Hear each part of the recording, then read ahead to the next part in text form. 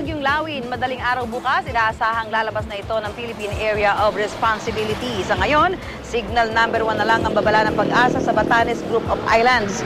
Huling namataan ng Pag-asa ang Bagyong Lawin sa layong 365 kilometers sa hilagang silangan ng Itbayat, Batanes.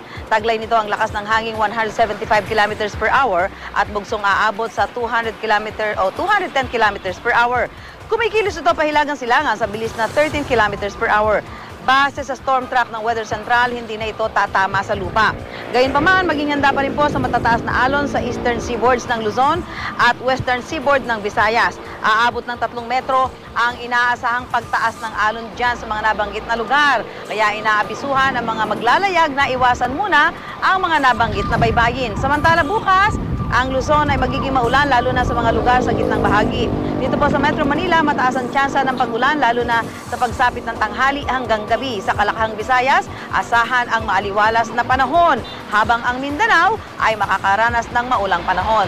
Kahit paalis na ang bagyo, paghandaan naman ang isang maulang weekend dito po sa Metro Manila. Para sa karagdagang weather update, puntahan lang ang GMA News weather page o Facebook page. Ito ang GMA Weather, I am ready. Serbisyong totoo ng GMA News.